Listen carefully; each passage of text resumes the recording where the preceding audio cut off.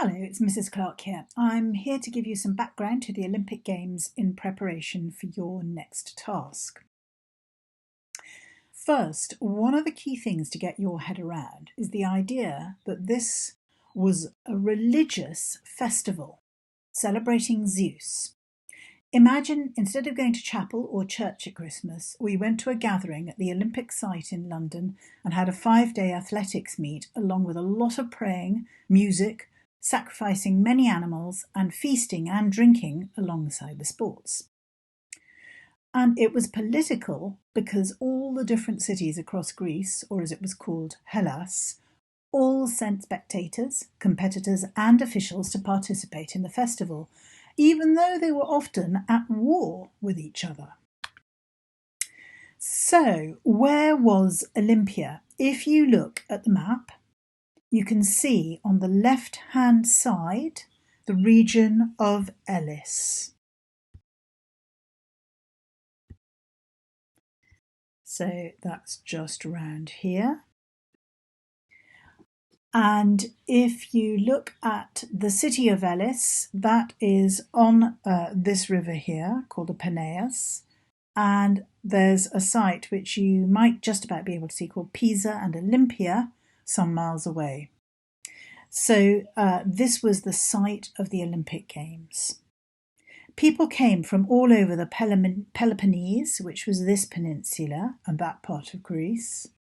But they also came from places like Epirus, Thessaly, and even as far as Ionia, Crete, and Rhodes to participate in this particular festival, because it was the big one.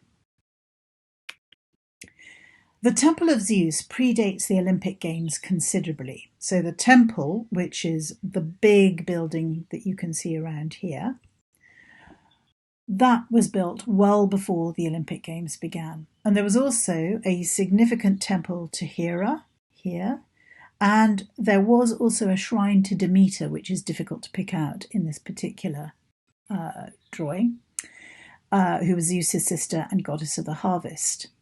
It was thought that the games were held in August when the weather was at its hottest, and that was partly because it was just before harvest time. Here you can see an amphitheatre where they would have had events such as plays, rhetoric and debating competitions, maybe some of the combat events as well. And here you can see there's the stadium, and you can also see the hippodrome out here. And the hippodrome is where you have all of the horse-related events. The temple itself was incredibly impressive. Zeus's cult statue was made of gold and ivory. And it was about 13 meters high. And you can see here you've got little humans and then this enormous statue. So that was 13 meters high. Outside the temple were impressive carved stone images running around the edge of the top of the temple, showing the labours of Heracles, the war between the Centaurs and the Lapiths, and the story of Pelops and Oenomaus, and we're going to be coming back to those stories shortly. The site was huge. It still is huge, now it's mainly a ruin, but if you think that in the stadium here, an athlete could sprint for 192.27 metres from one end to the other, and it could hold 45,000 spectators. That gives you an idea of the scale. The central section here, with the Temple of Zeus, the Temple of Hero, the Altar of Zeus, that area is called the Altis, and not everybody was allowed in all the time. This area, the Prytaneion, that area was thought to be the funeral or the burial area for Pelops, who we'll come to in just a minute. And this area, the Great Gymnasium, is really important because that is where a lot of the practice for the Olympics took place. You can see there's an entrance here. These are the official buildings, the Leonidaon, and that's where people used to stay, and that's where the officials all lived during the festival, and also people from Elis came to run the festival from there. So a lot of different activities. And another area to look at is here, the treasuries. Each city that participated would keep a treasury there, and they had some of their best kind of cult objects and treasures that they used to leave there to be kept safe. So there are two origin stories for the Olympics. The first is based on King Oenomaus. As you can see on the slide, he was a terrific charioteer. He came from Pisa, the town near Olympia. He'd been warned by an oracle that he was fated to die after his daughter's wedding. So he decided to set up a contest for anybody who wanted to come and marry his daughter. He would challenge them to a chariot race. If the suitor won, he could marry Oenomaus' daughter, Hippodamia, and she is here. But if he lost, the price was death. And he managed to put to death 13 suitors before Pelops came along. Pelops actually appears to have won by trickery with the help of Poseidon, who gave him the best possible horses, because Poseidon is a god who is a kind of sponsor of horses. But also Pelops played a pretty mean trick on Oenomaus. He replaced all the pins holding the king's chariot together with wax, which melted during the race, disintegrating and throwing Oenomaus to his death. So a little bit of a cheat, you could say. The second tale is based on Heracles, and that is thought to connect up the fact that the Temple of Zeus was decorated with images of the 12 labours of Heracles. So there is a link there. Heracles had to complete the 12 labours to atone for killing his family. His 5th labour was to clean the stables of King Augeas of Elis, the city closest to Olympia, for the price of 10% of the king's herd of cattle. When Augeas refused to pay up, Heracles sacked the city of Elis and organised the Olympic Games in honour of his father Zeus after rebuilding it. The organisers of the Olympics were keen for standards to be high. It was a huge honour to be picked to go forward to the Olympics, and once there was no guarantee that you would be able to participate in the actual games. You had to train for 10 months. Then, in your 9th month, you would travel to Olympia, your 9th month of training, and you would have to spend your final month of training at Olympia in an extended training session watched by a selection of the 10 judges who all came from Elis and were meant to be incorruptible. You then would be picked to compete in the actual festival.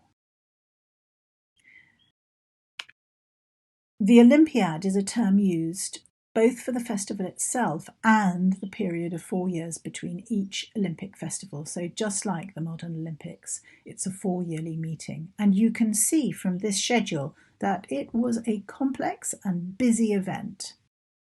Along with the sporting events, there were also competitions for speaking verse, debating, music, and all sorts of other activities. Remember, it was a religious festival, and everyone there was meant to be worshipping and celebrating Zeus.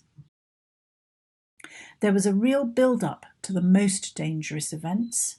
You began with the boys' events, which were for boys up to the age of about sometimes 15, sometimes 16. Then with equestrian-related races and the pentathlon dominating the second day, and a good deal of drinking and feasting. Revelry, you can see that a word at the bottom of day 2. Feasting and revelry means singing, dancing and drinking. The third day would have been noisy and messy. Bear in mind, we're in the middle of August, it's very hot, and you had to sacrifice a lot of animals because the sacrifices were done essentially to feed the humans. With thousands of people present and a public banquet with huge numbers of guests, you would probably need more than 100 oxen to feed everyone. I suspect that the 4th day would have been the most anticipated because it was dominated by the combat-based sports. And remember, this is a man-only event. There are no female spectators apart from a priestess for Demeter's temple or Demeter's shrine who was allowed to watch, but she wasn't allowed to watch the combat. So she could watch the races and the athletic events, things like discus and javelin, but she could not watch combat stuff. So it's dominated by these sports: boxing, wrestling, and pankration, which is a kind of mix of both. And these were the more ghoulish and bloodthirsty spectators. They would have been waiting for some kind of death and destruction. There were virtually no rules to the boxing or pankration. You could attack, you could hit the head. It would none of the kind of modern rules of boxing at all. And it seems that these were really dangerous events to participate in. There are records showing that the main prize was awarded to competitors who died before they could collect their olive wreath on day 5. And the final day, day 5, was marked with yet more processions and more feasting, and then the spectators dispersed and returned home. So, to sum up, the games were open to any man in Greece, provided he was a citizen of his home city or town. Travelling to Olympia took time, and because there were wars and disputes between the different tribes and cities participating, the period around the games was covered by the sacred truce. Everyone travelling there had to say an oath, promising to abide by the truce. It started off as a month, but was extended to 3 months, which really allowed a broader number of people to get to the festival and get home again safely without fear of attack. There were no teams. Other games and festivals offered towns and tribes the chance to work in teams, but the Olympics was all about individual glory. The sports themselves were dangerous, and participants did die. Winning athletes received an olive wreath from the sacred olive tree of Zeus and the right to put up a statue of themselves in the big area, the Altis, around the temple of Zeus. And it was good if you survived the games. On your return home, you would be rewarded by your town or city. For example, an Athenian who won an event never had to feed himself again. He was fed his evening meal for the rest of his life. And athletes could also be given money, horses, and plenty of other gifts. So that is your introduction to the original Olympics. This PowerPoint with the voiceover and the script for it is on the resources page for the Olympics on Firefly, and I'll be sending out your task very soon.